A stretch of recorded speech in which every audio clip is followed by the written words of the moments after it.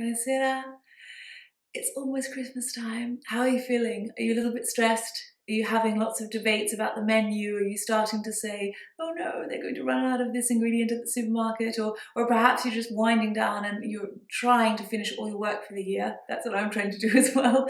But we're down to the wire now. It has been quite hectic around here. I've been cooking up a storm. There's so many delicious dishes for you. It was really a cooking marathon. And look, maybe I've overdone it a little bit because trying to do all of this while also preparing for a New Year's Eve week in the mountains with these friends who have a castle. I've filmed there several times before, and we always go up for New Year's and stay with them. And so I volunteered to bring up meals for 35 people, including children, because our hosts are so kind in hosting everyone, and I thought that's something I could do to sort of relieve some of their stress is bring some meals already done and frozen and hearty winter meals.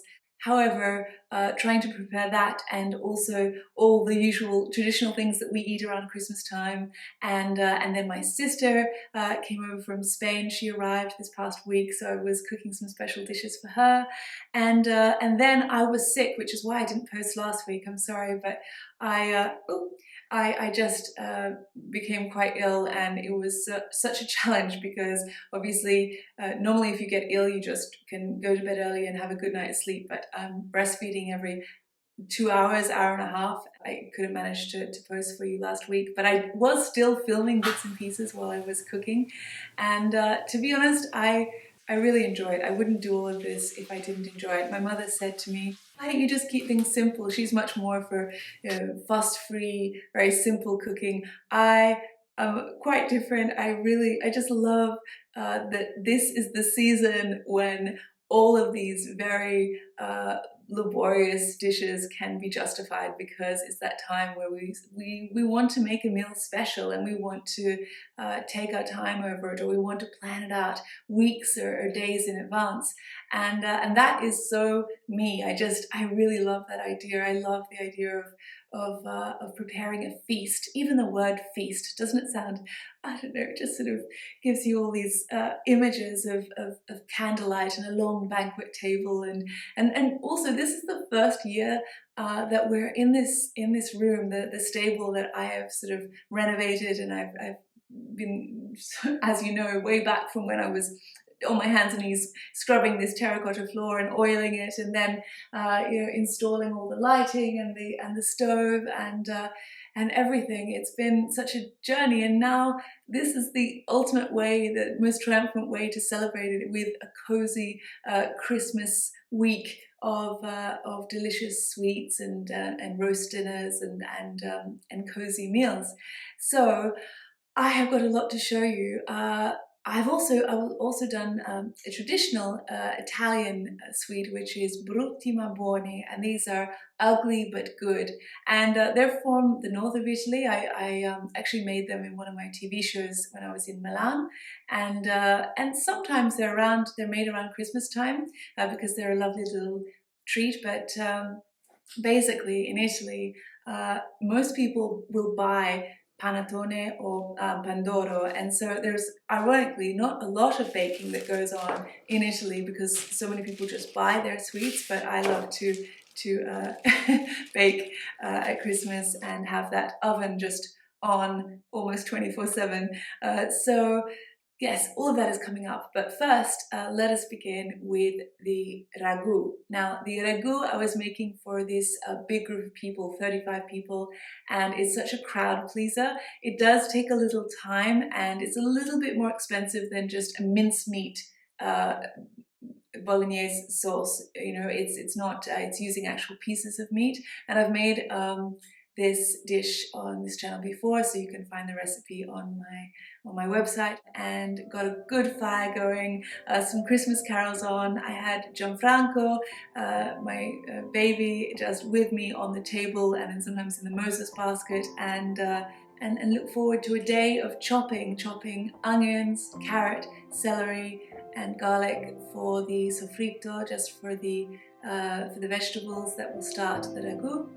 Guido was away a lot this past 2 weeks. He's been staying in Florence for different things, and my parents were out just going. They had to go and get all these things done in a different town. So I was just at home alone with the baby, crackling fire, and some Christmas carols.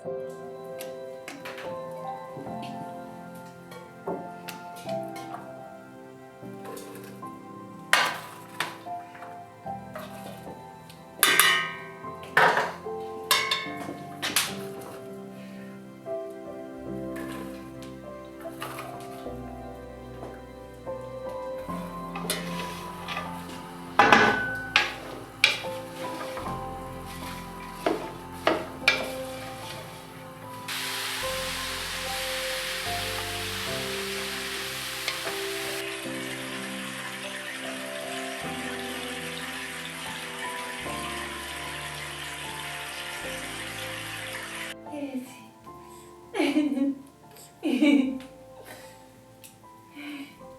piace la salsiccia? Sì.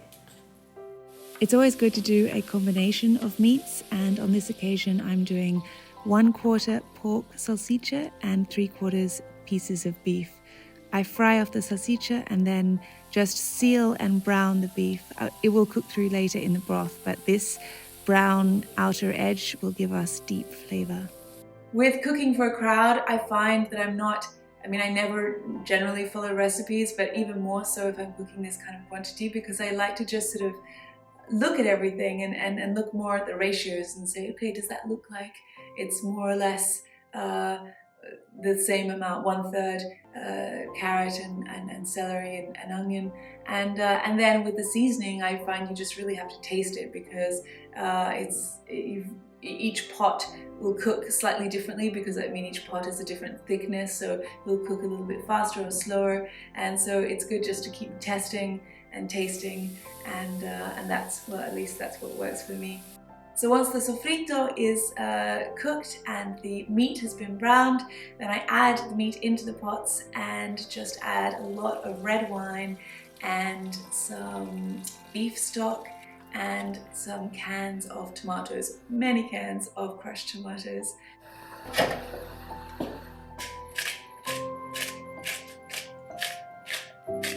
And then I went into the garden and picked some fresh herbs, so that as these 3 pots are simmering away all day, just bubbling there and getting lovely and rich and deep in flavor, they could be infused with that freshness of herbs. And I picked some thyme, parsley, rosemary, and oregano. It sounds weird to me, oregano, but in Italian it's oregano. This little cat has been following us everywhere. She started when we were just going for long walks. We would go for a walk for an hour and she would just walk along beside us as though she were on a leash. And she really just wants company. Of course, she's also malnourished. She's very hungry, but she just, even after she's eaten, she just wants company. And we can't really be adopting a cat, but in the end we caved, and she just was so sweet and meowing, and so we ended up giving her something, also because she just looked abandoned. She looks like a domestic cat that someone's abandoned. So she has been just following us absolutely everywhere, especially when we are in the garden chopping herbs. So back to my ragu, I added the herbs into the pots and then just lowered the heat and let those simmer away for about 6-8 hours.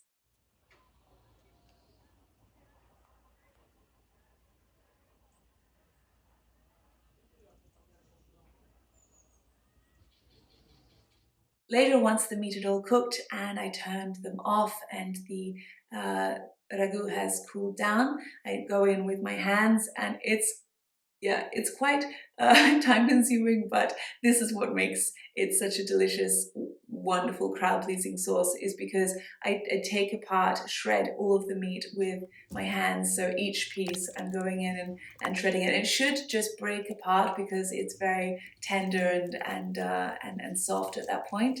But yeah, It takes a while, and if you don't like getting your hands dirty, this is not the recipe for you, but it is, I think it just makes all the difference. And you really get that lovely texture in your mouth when you're having a spoonful that's just all over that pappardelle. It's so good. So I wanted to make this also because my sister requested this as her coming home dinner. Do you have that when you come home? And we always had it when we come home from living in different countries, and my mother would ask, what do you want for your coming home dinner and dessert? And so she had requested this. So I thought it would be a good chance also to test the ragu before I go serving it to 35 people. So we had a little bit on the night that she came home. Another request of my sister was a chocolate cake, and I made my flourless chocolate and almond cake. You can find the recipe on my site. But I wanted to just sort of make it more seasonal, and because pears are in season at the moment, the combination of chocolate and pear is just so heavenly, because you have that rich chocolate, and then it's sort of just, the palate is cleaned by the fruit, that refreshing surprise of pear going through the middle. So I just began, it's very easy, just melting chocolate and butter over some hot water, and then mixing the egg yolks into some sugar and adding some vanilla as always.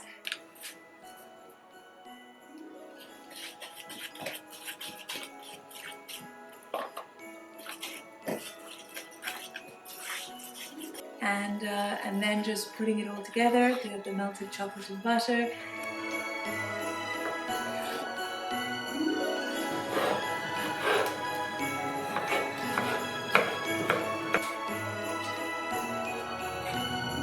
And whisking the egg whites, and then just mixing in the almond flour.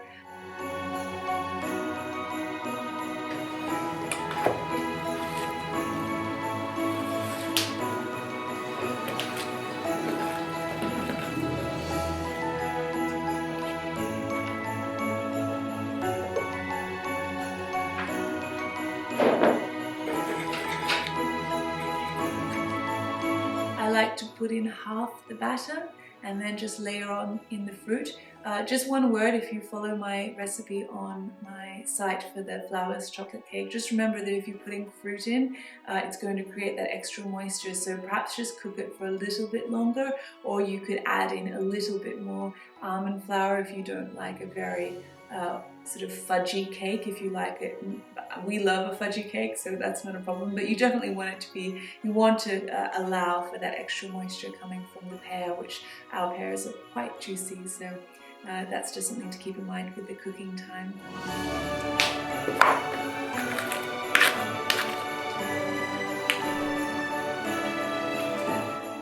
Then when it came out, I wanted to make this cake a little bit more festive, make it feel Christmassy, and so I have some scraps of lace, and I just layered them over the top, and then sifted the icing sugar, or I think North Americans call it powdered sugar, over the top, so that it kind of looks like beautiful sort of patterned snow just falling over the top of the cake, and I think it looks quite pretty and makes it feel Christmassy.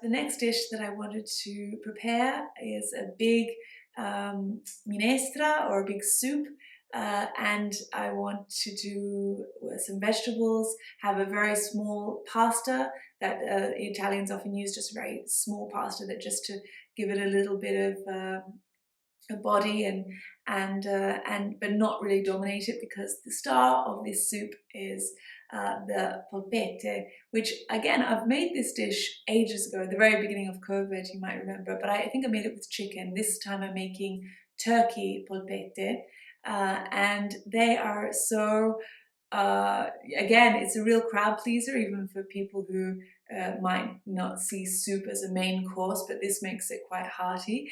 But there are a lot of polpette to make, so I got lots of minced turkey, and I began with so many of the vegetables that we have picked from our garden. It's still producing so much, which is wonderful. The celery, for example, you wouldn't imagine that celery is aromatic. You could literally smell it from 3 meters away. The celery, isn't that amazing? And the capsicum as well. The capsicum is just so aromatic. I mean, it's yeah, really wonderful vegetables. We've been having these glorious days where the air's a bit crisp, but it's just sort of bathed in sunlight. And I decided to prepare the start of this dish outside just to make the most of the sunshine.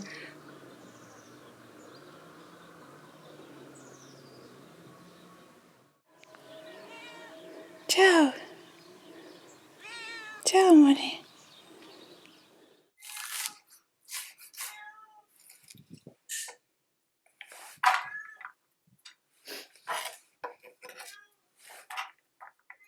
I was chopping up a lot of the vegetables, but then also preparing the turkey with, again, lots of fresh herbs. So I have my thyme, my rosemary, oregano, and parsley, and I just sort of chopped all of that up. I begin by frying off some onions because I like to put the onions through the polpette so that there's a little bit more flavor, because sometimes turkey can be a bit bland. And so I just season that obviously with lots of salt and pepper, and then put through the mix through with my hands all of the fried onions. And then I just take a little bit and just roll it lightly between this part here, and then go through in the size of a golf ball. Huh? Yeah, exactly, and then in the flour. And then just try and make sure that all the sides are smooth so that they don't break apart. Like, see how where there's bits of onion, it's sort of, but if you sort of squeeze it and then roll it smooth, and then just toss it in here, just very lightly, and then. Yeah. At this point, my mother was kindly taking care of Gianfranco. My father came down to lend a hand rolling the polpette while I was chopping the vegetables to make the sofrito. So it was quite a team effort.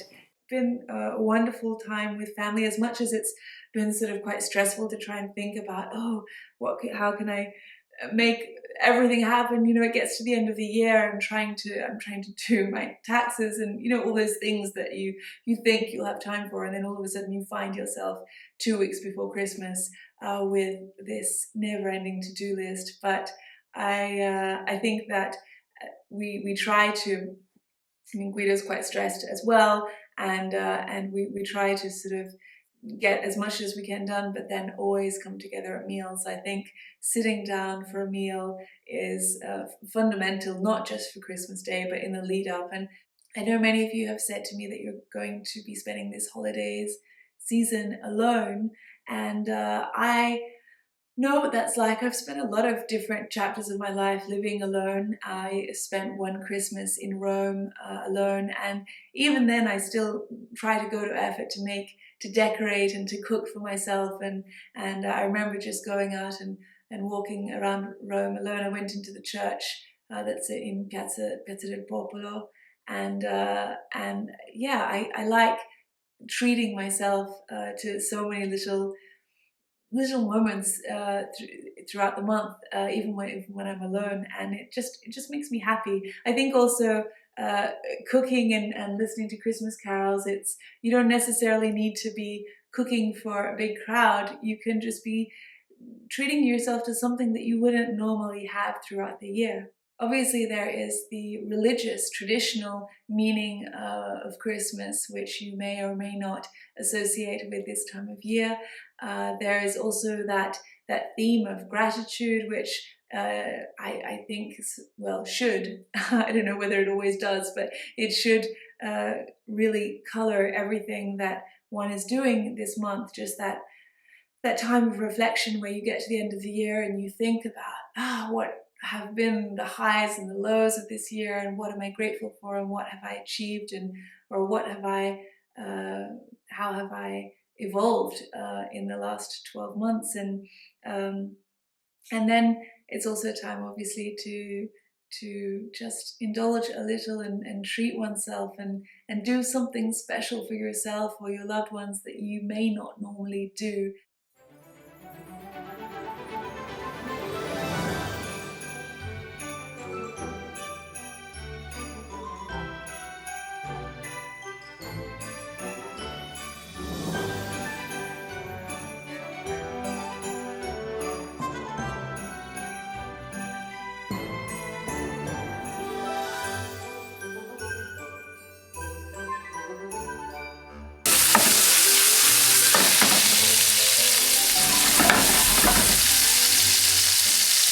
I like to add some white wine to the sofrito, and then lots of chicken stock. I fried all of the polpette separately because I want to pack them separately and brown them off so they get lots of lovely flavor, but then pack them in a separate carton to take and add at the last minute. So when we get up there to the mountains, I will add in the pasta and the polpette. Apples are also in season, and my family wanted a dessert with apples, so I decided to make a rustic apple pie. So I got to preparing the pastry for that and the filling, and so that will be ready to cook for Christmas Eve.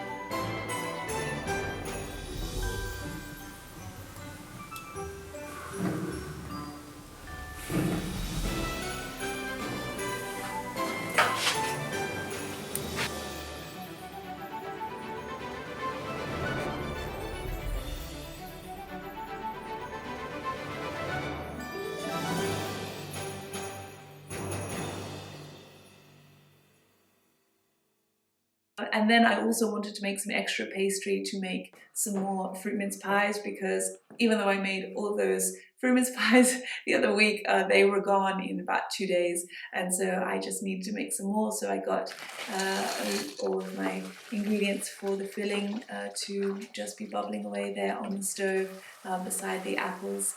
So you can imagine the aroma in the kitchen was phenomenal. You have the firewood and then all of those spiced apples and the fruit mince pie filling with all the orange and cloves and cinnamon and everything. So yeah, it's definitely feels what I imagine Santa Claus's Christmas factory to be, or a Christmas kitchen. I don't know why it is that an abundance of food and cooking multiple dishes consecutively, like one after the other, like a cooking marathon, just makes me so happy. Of course, I do get tired. It's tough when you don't realize that you go and you're cooking for sort of 12 hours or something, and your back can get sore, and you only realize at the end of the day. But I think maybe in another life I lived through the Depression or something, because there is something inside of me that just get so excited at the idea of a big long kitchen table just filled with different delights and treats and things that will be packed away. And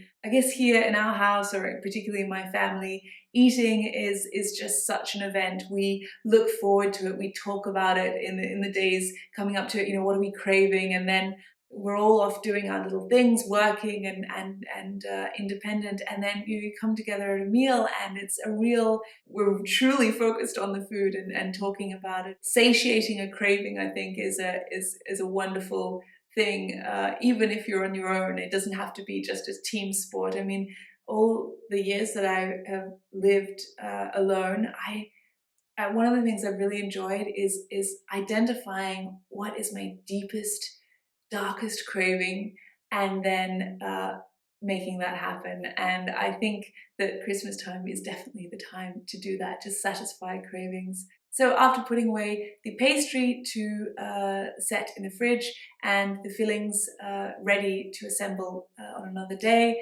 I got on to making a chicken soup, because there has been this virus called Australia, actually, funnily enough, that is with a high temperature that's going around. Everyone's been getting it here in the local village, and so we have all just been worried about it getting sick. So I wanted to make a lovely soup with a very nourishing broth with lots of garlic and ginger and vegetables, obviously, and so I made that just for us one night with some chicken that I poached, and then I sort of tore it up because I wanted to get rid of any fat or gristle or bone, and just have a wonderful, perfect spoonful, so that you put it in and you're not sort of getting onto something fatty or chewy, you're just getting onto succulent pieces of chicken.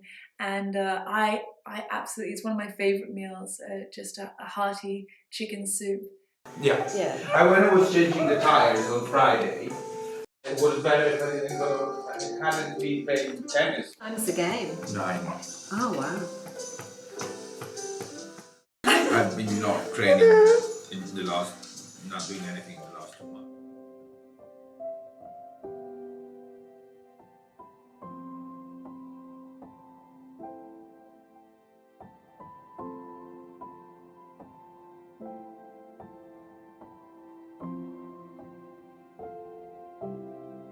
And then I prepared the brutti ma buoni. Now, some of you who have been following me for a long time might remember that in the TV show When Patrick Met Kylie, in the Milan episode, I prepared these brutti ma buoni, and I think I did a filling for them as well, so that they had like a mascarpone filling or something. But brutti ma buoni traditionally are hazelnuts, toasted and whipped into some, like a meringue. Brutti ma buoni means ugly but good. You can find brutti ma buoni all over in the pasticceria in Italy, and a lot of the time also at Christmas as well. And this is the type of biscuit or a cookie that is perfect just to whip up really quickly, because it doesn't take so long, and you can also use it when you've got a lot of leftover egg whites, which I find I often have, because in my pastry I was using just the egg yolks, and so I wanted to use the egg whites. And we have all these eggs from the sheep farmer who lives next door, and he has all these chickens, so we have constantly fresh organic eggs coming across the fence, and so I wanted to use those up. And basically you just want to chop hazelnuts, and I used here, I think, 3/4 hazelnuts and 1/4 almonds, and then toast them. Be very careful, because nuts are expensive and you don't want to burn them, so just don't be tempted, like I often am, to multitask and go away and do something else. Just put your nuts on and then watch them, and just keep shaking the pan so that they don't burn. And you'll smell when they're ready. You don't necessarily want to wait for them to get golden. You just smell as soon as they start being aromatic. That's generally when they've been well toasted, and you want to quickly get them off the heat. You want to whisk your egg whites, and it doesn't take that long to whisk them by hand, so grab a whisk and get into it. It's not that hard. And then add some sugar, just in 2 or 3 portions at a time, and then I like to add in, this is not traditional, to add in spice and orange zest, but you know me, I cannot resist citrus zest and spices. It's just in almost all my cooking. And if you think about it, you've got this sort of meringue, which is very sweet, and the hazelnuts, which are quite rich, and so I think it's most welcome to have that little hit of citrus. You want to fold the nuts into the meringue, or into the whisked egg whites and sugar, and then you put it back on the stove. It can be a bit hard to know when to take it off, but if you just do it for a few minutes and not too long, because you don't, and you want to keep moving it constantly, you don't want it to burn or get stuck to the bottom of the pan. And then you're going to have to work very fast when you put them on the pan, because this will it will start drying out and start getting quite congealed. So you could just spoon it out, and that works quite well. Or I like to sometimes put it in a sac à poche. What's it called? A piping bag. Yeah, and that helps you just get lovely little round discs. But just remember, they're called ugly, they're called brutti, because they have this very sort of messy, textured appearance. So you don't have to be too precise. And then I just put them in a static oven at 150 degrees Celsius and cook them for, I would say, about 15 to 20 minutes. You can cook them a bit longer, no more than 30 minutes. But they won't go golden. They can go golden, but I find that's too much. Like, I want them to just be a little bit chewy and have a little bit of tenderness in the center.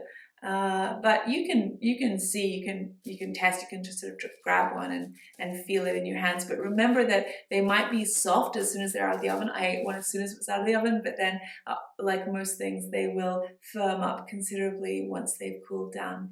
Now, once they've cooled down, just to go, all out and make them even more decadent, I decided to drizzle some chocolate over the top. And then I started off just as a drizzle, and then I was like, you know what, forget this, let's just go for a full dip. So then I decided to coat half of each biscotto with chocolate, which was just some dark chocolate and butter that I'd melted. Then I just left them to set.